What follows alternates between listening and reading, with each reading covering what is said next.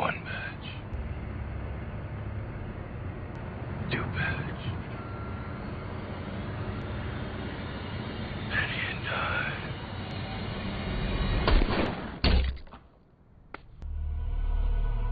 Olá a todos, aqui é Márcio Pimentel e o vídeo de hoje é um recap da primeira temporada de Justiceiro, também conhecido como The Punisher.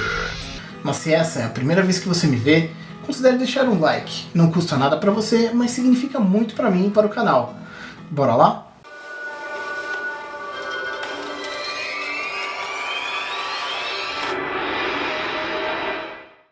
Com a segunda temporada de Justiceiro estreando na Netflix no próximo dia 18, vale a pena relembrar os acontecimentos com o personagem durante a sua primeira aparição na segunda temporada de Demolidor e a continuação de sua história na primeira temporada. Inicialmente, Frank Castle se tornou uma espécie de lenda urbana para os criminosos, também conhecido como Exército de um Homem Só ou simplesmente The Punisher. Mais tarde descobrimos que Frank é um condecorado herói de guerra que teve a família chacinada em um parque no que teoricamente seria um encontro de traficantes que deu errado. A missão de Frank como The Punisher é acabar com todos os envolvidos na morte de sua família, o que ele faz mesmo com a interferência do Demolidor. Durante a história, ele descobre que seu ex-comandante no exército é o responsável pela morte de sua família e também é um traficante conhecido como Blacksmith. Frank descobre a trama e mata Blacksmith, e após uma grande explosão em um pier de Nova York, é dado como morto pelas autoridades. E após matar os últimos envolvidos em sua vingança, ele aposenta a alcunha de Justiceiro e continua sua vida. Ainda no final da segunda temporada de Demolidor, Frank encontra um DVD deixado por alguém chamado Micro. Essa informação é importante para a primeira temporada de The Punisher, com um vídeo de uma Black Op da equipe designada como Cerberus, da qual Frank fazia parte. O vídeo mostra como principal interrogador o agente da CIA chamado William Rawlins, que também é o chefe da Operação Cerberus. Já na primeira temporada de The Punisher, vemos um Frank Castle que passa seus dias em uma obra trabalhando como demolidor. Ele ainda está em luto e sofrendo pela perda da família, mas agora é um homem sem missão e sem inimigos, até que se depara com a decisão moral de deixar um garoto morrer porque se envolveu em um assalto, mas cometeu o erro de deixar cair sua identidade. Frank então encarna o modo The Punisher. Mais uma vez, salva o garoto de ser enterrado no cimento, arrebenta todo mundo, mas como esse garoto ainda tem a chance de morrer na mão dos mafiosos que assaltou durante um jogo de poker, Frank dá o jeito The Punisher neles. Esse arco serve para duas coisas. A primeira é colocar Frank novamente na ativa, e a segunda é apresentar o personagem Micro, aquele que eu mencionei antes e que seria importante mais tarde. Neste momento da série, temos os seguintes fatos acontecendo. Micro está tentando recrutar Frank Castle para ajudá-lo. A agente especial Madani está atrás do vídeo que está em posse de Frank Castle, porque o torturado não é um terrorista e sim o seu parceiro enquanto ela estava no Afeganistão. O Frank Castle está procurando por Micro para interrogá-lo e possivelmente matá-lo, afinal ele não sabe as intenções de Micro e deixar alguém que saiba que o The Punisher está vivo é muito perigoso, e Carson Wolf, o chefe da Madani, que está impedindo a investigação do seu parceiro no Afeganistão. E isso tudo se conecta da seguinte forma: Carson e Rawlins trabalham juntos no esquema de contrabando de heroína para os Estados Unidos, e Carson sabe que a Operação Cerberus matou pessoas inocentes e precisa encobrir seus rastros. Micro era um agente da NSA que recebeu o vídeo de uma pessoa sendo torturada e morta ilegalmente e tenta alertar as autoridades americanas, mas acaba enviando o vídeo para a pessoa errada e é supostamente morto pelo agente Carson, sob a denúncia de traição de segredos do Estado americano. Com a ameaça do vídeo, os envolvidos no esquema de contrabando acreditam que foi Frank Castle que vazou a informação. E com a ajuda de Karen Page, Frank descobre que quem foi o responsável pelo caso de David Lieberman, a.k.a. Micro, é o agente Carson, e vai em modo The Punisher para interrogá-lo. Durante esse interrogatório nada ortodoxo, Frank descobre que por causa da suspeita que tinham sobre ele ter vazado o vídeo, sua família foi morta no parque. Ao ouvir essa informação, Frank entra em modo Full Rage e mata o agente Carson. Frank novamente tem uma missão: encontrar o resto dos envolvidos na morte de sua família, e a primeira coisa que ele precisa fazer é achar Micro. Para isso, Frank se infiltra na família de Micro com um suposto acidente de carro para atrair Micro para fora de seu esconderijo. O plano funciona. Frank captura Micro peladão em uma cadeira, mas Micro se mostra cheio de recursos e informa que se ele não digitar um código de tempos em tempos, o lugar todo vai explodir. E enquanto Micro digita seu código secreto, ele consegue usar sua caneta com tranquilizante e escapar do aprisionamento.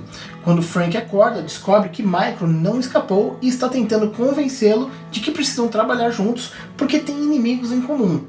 Depois de uma sequência de backstory, que basicamente é o relato do seu ex-comandante durante seu julgamento na segunda temporada de Demolidor, eles descobrem que o inimigo em comum é o agente da CIA Rawlins. E por fim, temos a apreensão de armas por parte da Homeland Security, que leva a agente Madani a descobrir que Frank Castle ainda está vivo. Em busca de pistas, Madani procura pelo antigo colega de exército de Frank, Billy Russo, que agora está rico e comanda uma agência privada de serviços de segurança com ex-militares. Mas isso apenas acaba em um envolvimento amoroso entre os dois, porque Billy acredita mesmo que Frank está morto. Logo na sequência, descobrimos que quem estava gravando e vazou o vídeo foi outro colega de Frank, chamado Gunner. Ao mesmo tempo que Frank encontra Gunner para perguntar sobre o vídeo e o esquema de tráfico, Rawlins envia uma equipe para batê-lo, porque descobre que a Madani o está investigando. Mesmo que Frank e Gunner tenham abatido a equipe enviada por Rawlins, Gunner acaba morto. Mas antes de morrer, ele aponta Frank para a direção do coronel Morty Bennett, que fazia parte da operação de tráfico. Durante esse confronto, Frank fica à beira da morte e se não fosse pela intervenção de Micro, a série teria acabado na metade. A única forma que Micro encontra de ajudar Frank é o levando até seu outro amigo de combate, Curtis, que está comandando um grupo de ajuda para ex-combatentes e que é financiado por Billy. Billy descobre que Frank está vivo e usa sua influência com Curtis para encontrá-lo, mas infelizmente para Frank, Billy fazia parte do esquema que matou sua família. A princípio, Billy tenta ajudar Frank, oferecendo dinheiro, nova identidade e transporte para outro país, mas diz que tem assuntos inacabados. O próximo passo de Frank e Micro é invadir a casa do Coronel Morty e obter as informações sobre o agente Rawlins e matá-lo.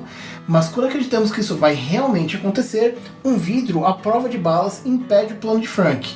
Enquanto isso, Madani descobre que está sendo espionada e tenta armar uma cilada para a equipe de Rawlins, usando como isca. Mas a operação dá errado e o seu novo parceiro acaba morto.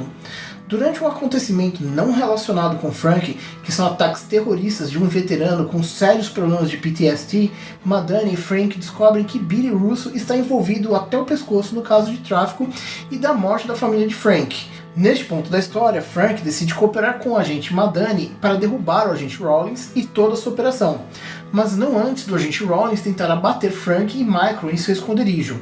Esse é o ápice da série, onde Frank encarna o completo, com direito ao uniforme e tudo, e acaba com todos os agentes de Rawlins. Infelizmente para o time de Micro e Frank existe a vulnerabilidade da família de Micro, que acaba sendo sequestrada por Rawlins. Frank e Micro se entregam para poder salvar sua família, mas Micro é baleado durante a troca de reféns. Frank é capturado e levado até o esconderijo de Micro, onde o agente Rawlins pode destruir toda a informação que ele tem sobre a operação de tráfico e finalmente o agente Rawlins tem o seu cara a cara depois dos acontecimentos em Kandahar, no Afeganistão.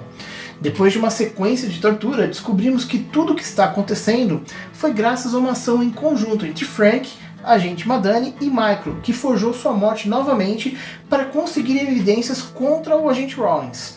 Durante seu interrogatório e sendo Frank Castle, ele escapa de sua cadeira com a ajuda de Billy e mata o agente Rawlins no soco. E a única coisa que eu pensava era: do vai se teu Nesse momento, Billy sabe que tem que sumir, mas também sabe que Frank nunca vai deixá-lo em paz, e decide se encontrar com ele no mesmo lugar onde a família de Frank foi morta.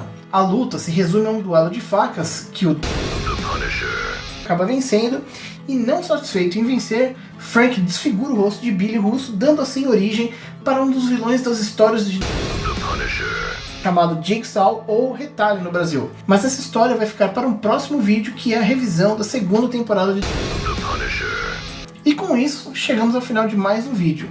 Caso você tenha alguma dúvida ou sugestão, deixe um comentário abaixo. Não se esqueça de se inscrever e deixar um like para dar aquele apoio para o canal. Por hoje, ficamos por aqui. Nos vemos no próximo vídeo e tchau!